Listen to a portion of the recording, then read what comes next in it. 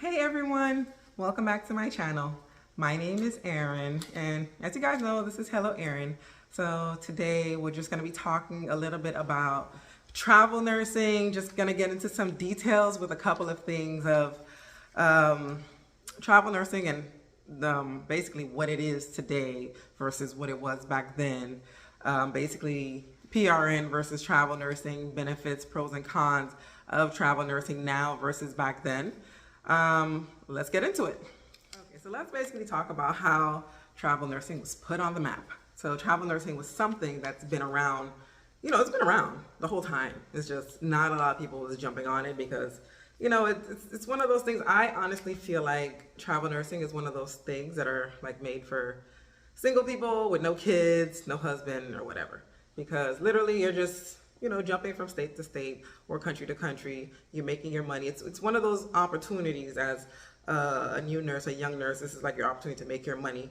And once you've basically settled down, you could just relax if you want to open up your own business, if you want to basically, stay in a staff job, go per diem. It gives you the opportunity to do that comfortably without feeling pressured. And basically, that's what I felt like it was. I feel like it's one of those things where you just get in and get out. It's not one of those things I can see, people should be doing long term. It gets tiring. And I've been travel nursing since 2021. When I started travel nursing, I didn't have the opportunity to jump on the COVID train.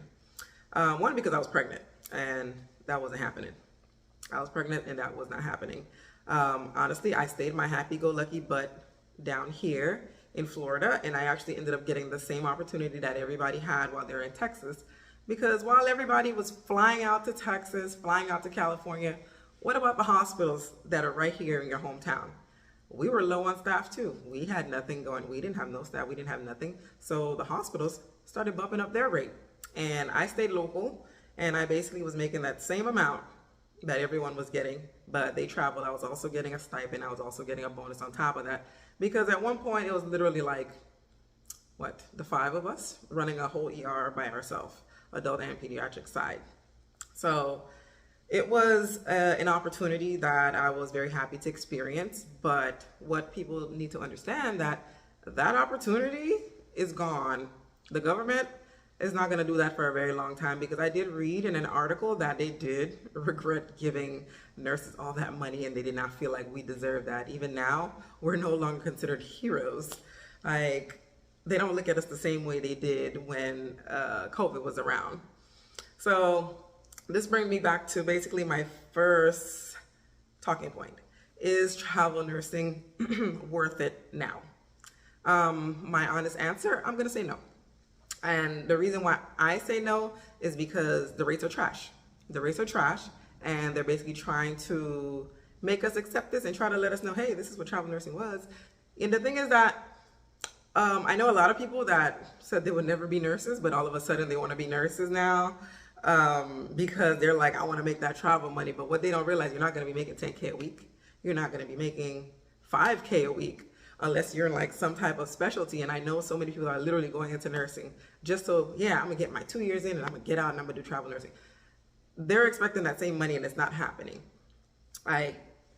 Florida has literally the lowest rate in travel nursing, and it basically feels like you're working full time. The only difference is just a little bit of flexibility. You don't fall under the hospital's rules. You don't get punished for calling out, and you just don't fall under the hospital rules. You have a little bit more flexibility. Some hospitals are nice enough to let you do your own schedule, which is I'm blessed to be in a hospital like that. But I honestly don't think travel nursing is worth it now for me.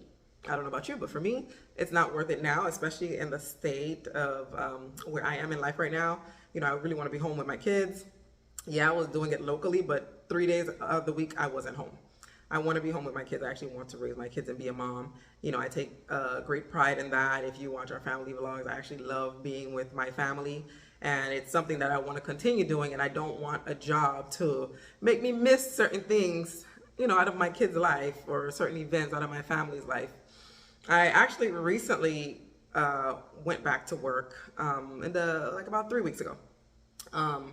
If you're following my YouTube, you would know that my mom recently passed away in February. I was, away from social media for a while, and, it was a very tough time. And it sucks because I'm the medicine person in the family. I knew exactly what's going on. I was by her bedside for, the 12 days that she was in a coma in the ICU. And, it was very traumatic for me because it's one thing that you're dealing with someone else, but when it's your family member, you know exactly what's going on. And you have to be the one to constantly repeat every single thing, constantly explain. You have to be the strong one. You know exactly what's going on, but you can't break down. And it was a very, very tough time for me. And, it took me about 6 months. 6 months I haven't worked. I'm finally back at work, and, I had to go through grievance therapy, family therapy. It took a lot for me to come back to work. And honestly, I couldn't even work in the critical care area just because of the fact that I will be around all those sounds, all the equipment, every single thing that will remind me of the last time I seen my mom. I will be around all of that. And, I feel like I'm taking my little baby steps back into the hospital after experiencing something so traumatic like that. So yeah. So with that being said, I chose something local. It's not the best. I'm going to be honest with you. If you want to break down the pay, the only thing that actually makes it worth going to is the stipend. Other than that, the rates are low. The rates are like low to the point that I might as well just sign up and be a staff worker at the hospital. But I'm doing it for the flexibility, and I also like the weekly pay. That's one thing, I really like. And, I haven't been on bi-weekly pay in so long that I'm so accustomed to weekly pay. That's where I'm at. I am planning on going PRN after this contract. I just can't see myself committing to a hospital right now, but maybe later on in life, once I actually find my place in nursing, I will commit. A lot of people that know me know that I worked in the ER for 7 years? I worked in the ER for 7 years. I've, jumped around in other areas in nursing. I did home health at one point. I did hospice. I jumped in a little bit I tried tele. Right now I'm doing a PC on the PCU floor. I did a little bit of oncology. I try to like dibble dabble, here and there in little things just to see what I like. But, I haven't found something that I absolutely love in the field as of yet. So right now I can't see myself committing full time. Per diem is beneficial. It will be beneficial for me more because of the fact that one, the flexibility. On top of that, I don't really have to worry about insurance because I'm actually covered under my husband's insurance. And speaking of insurance, for the nurses that have like their kids in Medicaid, when you take a low contract, it benefits you more when it comes to Medicaid because you'll be paying less.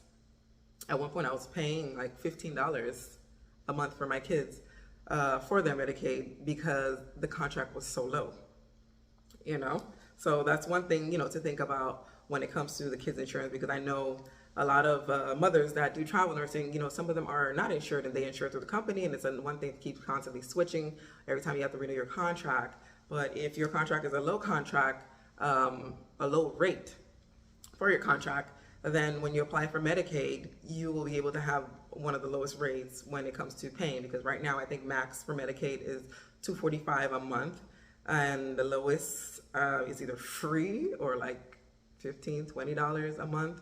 And you can actually get those low rates with the low rates that you're getting with the travel contract. The one thing I can really say is don't live above your means, because a lot of people, when the COVID contracts were out and they were getting that $10,000 a week, they were living beyond their means. And now they feel like they're stuck in travel nursing because now they're trying to basically play keeping up with the Jones. And the thing with me, I never lived beyond my means. I literally was like, when I was literally working for furniture, because around that time we just moved into our home and the house is very big and it needed to be furnished. So I was working for furniture, but I never was like going crazy buying a Lamborghini or a Maserati or nothing like that. But I know a couple of people that did that, and now they'll be paying for it with the car notes and the car maintenance alone. No house, no nothing. So, it really, now there are some people, they have to travel nurse, and a staffing job wouldn't work for them, and getting paid every 2 weeks wouldn't work for them because now bills are piling up. If you stayed within your means, like me, for example, I didn't work for 6 months, but it was a comfortable 6 months because everything was able to be paid and I didn't really have to worry when it came to bills and all that stuff. And last but not least, I'm going to be honest with you, I'm tired. I'm tired of the back and forth. I'm tired of the long distance driving. I'm tired of, all this, 3 days away from home, or depending on how many days I'm doing on a contract away from home and I don't see my kids. And, it doesn't work for me. But if it works for you and you're okay with these rates, go for it. But right now where we're at, I know a lot of people are waiting for another pandemic to come. Why the hell would you wish for something like that? Because the last one was horrible, but some people are in it for the money. But at the same time, my life over money any day, every day. I want to live to see another day. But, that pandemic that a lot of people are waiting for, even if it does come, don't expect the rates to be the way it was, because it's not going to be that way. It's really not.